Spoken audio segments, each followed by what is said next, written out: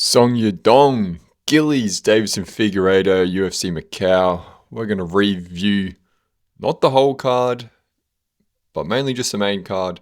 Song Yadong in his home country, a round two submission over Davidson Figueiredo with a Guilly, pulls Guilly, and Figgy just taps instantly. He must have a powerful squeeze, and I was very surprised to see that happen to Figgy, who is a great submission artist himself, former flyweight champion. Obviously, he's now at bantamweight, but Song Yadong, he was patient. And my rule is don't be jumping Gillies unless it's the first round, but I guess Song Yadong is the exception. Maybe they were still pretty dry because why I say first round is from then on you're pretty slippery and sweaty. It's hard to get a good squeeze and grip, but I guess it worked, and well done to him. He will stay in the top 5 rankings. Song Yadong, he gets a performance bonus, and he was the only fighter from China to get a win on this card. Not a good night for China. Ming Yang Zhang, a couple of bad losses he's got in the light heavyweight division. UFC keeps setting him up with a squash match or someone he can beat, and he just keeps fumbling the bag. So that's twice now he's been given a good opportunity in his home country and has been finished. So right on to Alonzo Menfield. Not a good night for China. No contest due to the groin strike by Suman Jari versus Alex Perez. And that's not a good night. Not a good night for China, but Song Yadong, at least the main event, delivered. And he's only 28 years old. 28 years old. He's coming off the loss to Sean O'Malley. Good way to bounce back. But UFC Macau, I wasn't really excited or up for it. We got some good fast finishes, which was good. It finished at about just after 12 a.m. Australian time. Good to see Jake Matthews get the win. But just another fight night, and I'm really just counting the days down to UFC 250, Freedom 250, because next week we got Blower Bomb Theme, which we'll preview towards the end of this episode, and then McGregor Holloway. So we got a couple of big cards coming up. So these fight nights I find them just as fillers, and good, Sergey Pavlovich keeps himself active and gets a vicious knockout win. But let's get more into this main event. Song Yadong, coming into it, he lost that close decision to Sean O'Malley, and then his previous fight, the Henry Cejudo fight, where it was like a technical decision where he did the eye pokes but still got the win. So he's been up and down. So he's now back on a win. He's ranked 5 in this bantamweight stacked division. And, who's next for Song Yadong? Peter Yan's the champ. Marab, number 1 contender. Will they run that back? You got Umar there. Corey Sandhagen and Sean O'Malley. So I believe Umar's scheduled to fight someone. Who's he? What's funny? It doesn't look like he's scheduled. So Umar fought Davidson Figueiredo, 3-round decision win. And that's what frustrates me sometimes with these, grappling Russian styles, is not many finishes. And then you get a guy like Song Yadong, boom, submission round 2. And you would think Umar would be the favorable matchup if he was to fight Song Yadong. But again, MMA math, I'm doing a bit here. But maybe we go Umar Song Yadong next. Let me just double check he's not booked, because they're both top 5 guys. And Umar, he hasn't finished anyone. I have to just go on his record. He's not booked for anyone. His last finish was against Hayani Barcelos. 3 years ago, a left hook. And from there, it's just been all decisions. So, yeah, I think Umar Song Yadong, because they're both top 5 guys. I think they do Peter Marab rematch. But yeah, what's next for Figgy though? He's 38. He's on a bit of a losing streak at the moment. This might be how many in a row? So he went loss. Oh, so he's on a 2-fight losing streak. So he lost to Umar, now Song Yadong. So he's versing real tough guys. Like he's versing the top guys in the bantamweight division, and he's past his prime. So I think he's just gonna fight back in the rankings. Yeah, I don't think he'll be fighting any top 8, top 5 guys anymore. But he was looking good in that first round. He was, and then I don't know. You could definitely see he started to fatigue pretty quickly. And Song Yadong just too powerful, too quick. I was surprised he got the Guilly, but yeah, that squeeze must be hectic. But again, not a whole lot doing as far as stakes. Like it's just mainly rankings, people trying to hold their rankings.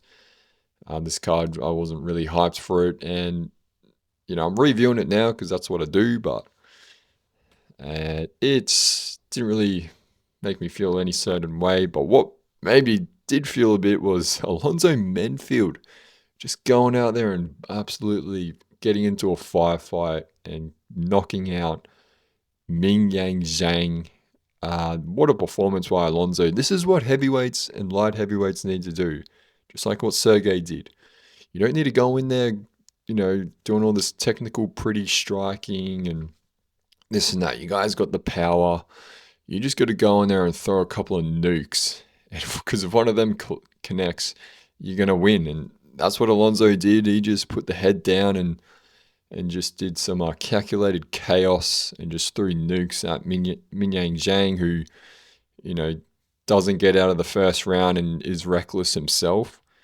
And Alonzo's like, I'm backing myself, and he gets a 100K bonus and his show and win money. And that's what we want to see out of these light heavyweights and heavyweights is just throw bombs in there, guys. Stop trying to fight like featherweights and lightweights. Getting all technical in there, little calf kick, little jab. Go in there and just throw some bombs at each other. And that's entertaining. I feel like these heavier weights the past month are finally doing this. We're finally seeing them fight how they should. Just, you got all the power, just use it. And be smart with it, but like, we've got all these lighter weights for the technical lighter man skill stuff.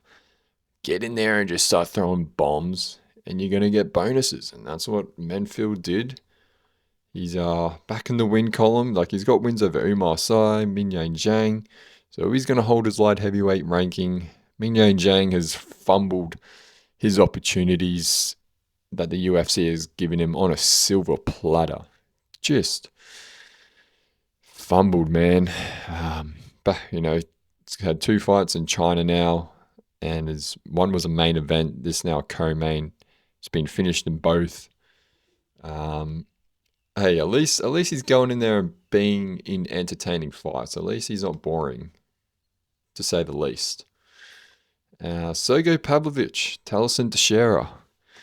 Sergey, 42nd first round knockout, and on the commentary booth they said he wanted to be patient. And I mean, I guess 40 seconds is patient for him.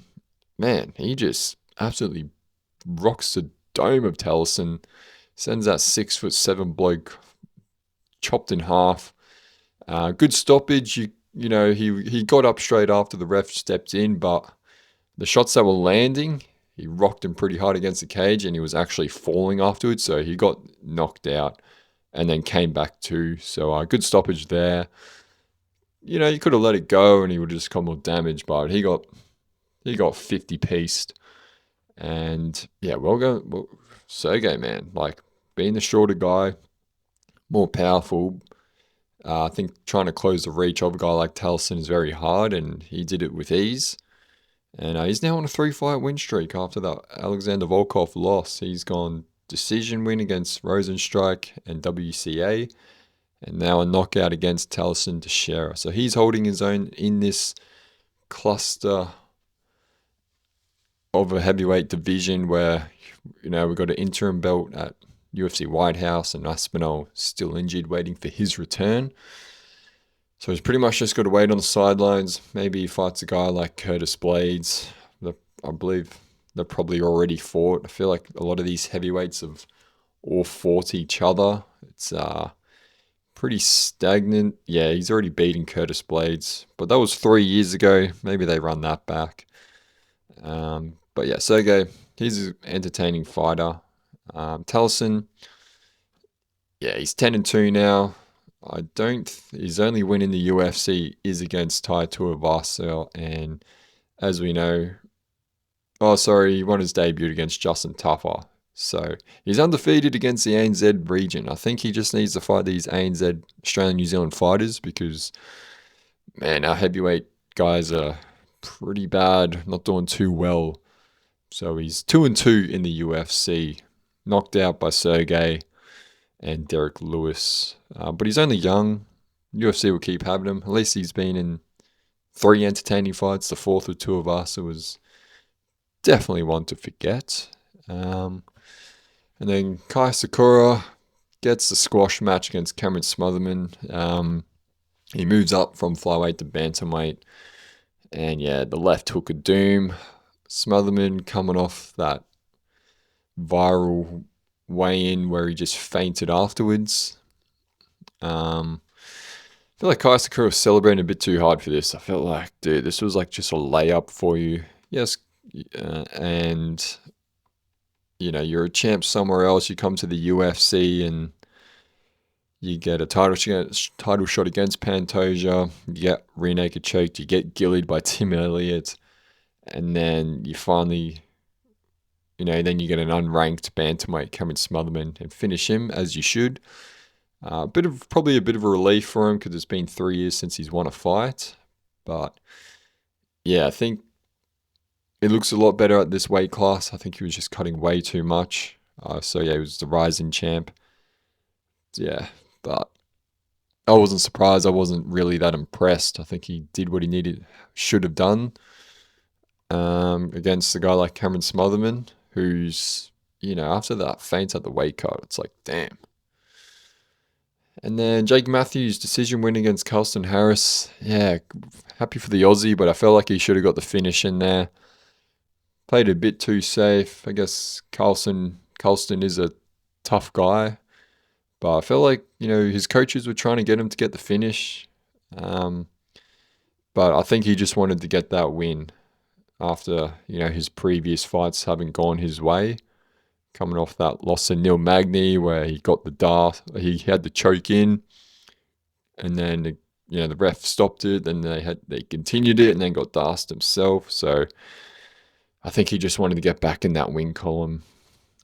So yeah, and then to round out the main card, the no contest, Alex Perez versus Sumidara Deji. Can't even pronounce it. Yeah, nasty groin shot. Yeah, in the second round, both guys were pretty even. I felt like Sumu was starting to get more momentum in the second round and then just did an up kick and just it seems like it's caught Alex Perez really badly, and he was, dry heaving, spitting out saliva in the bucket. What can you do? No contest, right decision. Yeah, tough one to take. I believe they both get their show money, I guess. And yeah, that's the main card of UFC China. A couple of good knockouts. Good to not be in the Apex. The crowd was pretty lively, but tough for them though, having to wait all night to finally see one of their countrymen win. But yeah, I'm not going to get into these prelims, guys. Except for Cody Haddon, Australian, out for over 500 days. Finally gets his UFC fight. He gets a knee to the body ground strikes knockout. Cody Haddon, absolute beast here on the regional scene. And he's one to look for. 2-0 in the UFC. Last fought in 2024 in the UFC. He's come off the Dana White Contender Series. He has a pro record of 9-1. And his only loss is against Steve Erceg back in 2021, back on the Eternal MMA Australian promotion here. So yeah, he's an up-and-comer in this bantamweight division. Definitely one to look out for in the UFC, rising the ranks. But he'd been out injured for a while, so good to see him get the win. Angela Hill by decision. Man, she's still going at it. Good on her. But yeah, that's about it for UFC Macau, guys. Let me know your thoughts. I don't really need to go on any more that needs to be said. Not huge news coming out of it. But let's switch gears for just a second. Going to be I'm auditioning for a quiz show here in Australia. It's called Hard Quiz. And so I'll be doing like a Zoom audition, doing multiple choice general questions. But the way the quiz, if you get on, is you have a specialty topic you get to do in your first round. And then there's like general stuff. And then if you make it to the final round, then you just get harder questions on your topics. And you verse 3 other people who have their own topics. So I've applied and did UFC, Alex Volkanovski, Conor McGregor. And Conor McGregor, they've come back with saying that's a good topic. So I've been doing a lot of research, trying to up my knowledge on Conor McGregor, all things fighting, outside of the cage stuff. So drop below in the comments some questions or some trivia for me to, or hard questions you think people might not know about Conor McGregor, because I gotta up my game. I feel like I'm pretty confident any question that gets thrown my way, I'll answer correctly. But yeah, if we get on the quiz show with Conor McGregor, I'll be definitely trying to beat the casual allegations. Yeah, so guys, help me out here. Drop your Conor McGregor questions below. Some hard trivia questions no one might get. But yeah, we'll see. We'll see if we get on it and represent the MMA community. And as far as the UFC scheduling coming up, we've got Bilal vs Bonfim, and then we've got UFC 250, Freedom 250. So 2 weeks away from the White House card. Man, it's on a Monday here in Australia. Cannot wait. So it'll be like a Sunday night in the USA, and they're building it. Construction's on the way. It's going up. You can see, and yeah, I just can't wait for that. And then the return of McGregor. Apparently, it's already been sold out within the first, I want to say, half an hour or an hour, or even quicker. When was the last time the UFC sold out an event within that time period or that quick? And it would have been the last time Conor fought. Like, that just shows you how big of a star and how like well known and how crucial Conor McGregor is to the UFC, and how much pull he has to the fans around the world. And that's him and Holloway at welterweight. My early predictions already. I think Holloway finishes him. I think he's going to try and drag him into the later rounds. Why wouldn't you?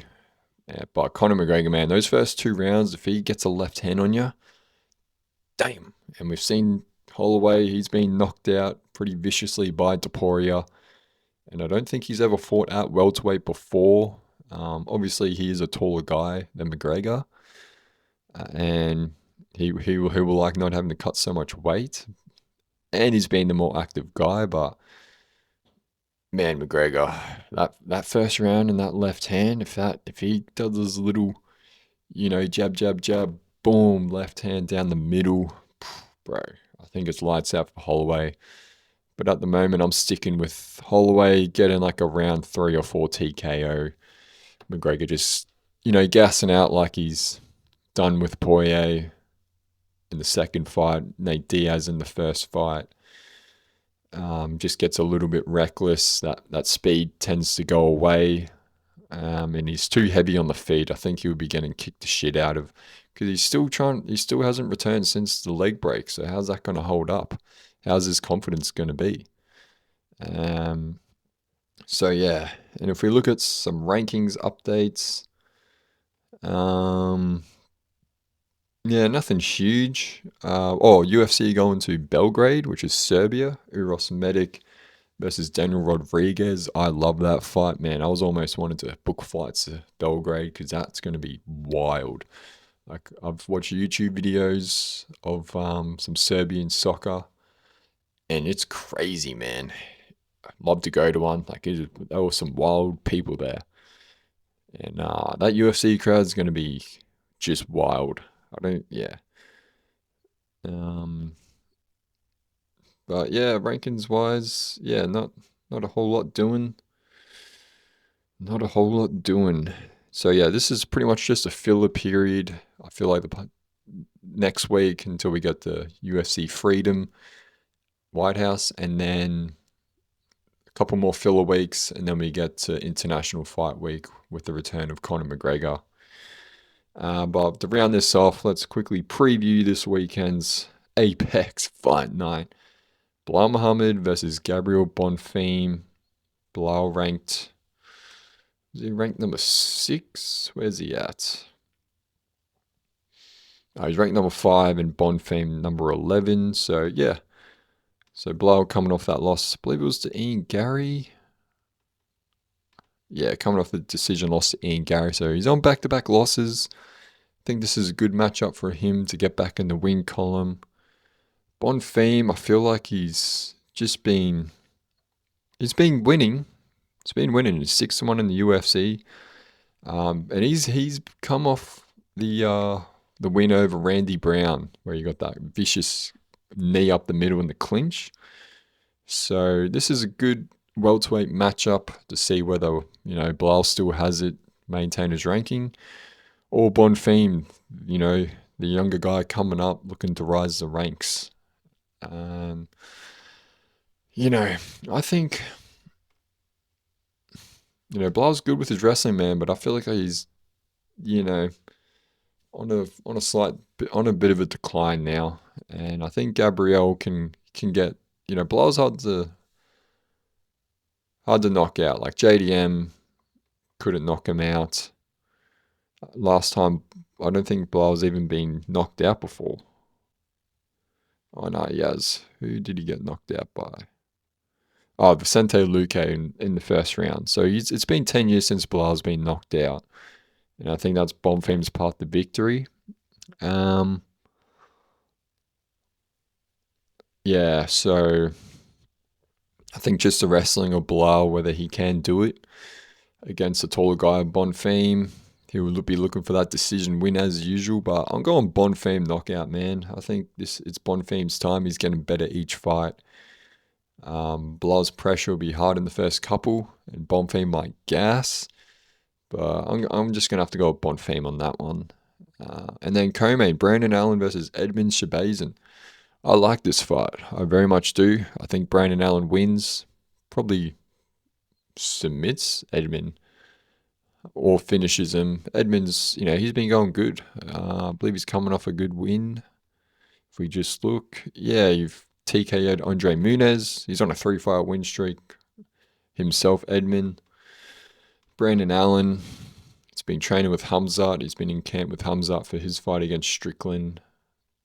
He's on a 2-fight win streak. Last fight was when he, made RDR not continue into the 5th round, just wore him out. So yeah, I think Allen's going to get that one there. Bryce Mitchell, Santiago Luna. Who else we got? Matt Schnell, Alexander Costa, Ivo Baranowski versus Junior Tuffer. Marcus McGee, John Yanes, Bruno Silva, Edgar Chiarez. Yeah, it's not a bad Apex card. Jordan Levitt versus Johanderson Brito. That's not a bad Apex card, to be honest. Got a few ranked fighters on there. Fareed Zaim, Tom Nolan. yeah, this is not a bad main card, a bad Apex card. So yeah, guys, I think I'm just gonna leave it at that. Not too much else to add. I missed last week's episode. I was off camping. Thought I'll have a week off because there were no fights.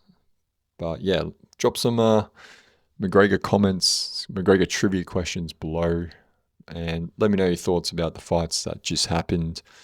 And enjoy the upcoming week, and we'll see you next week. Catch you later.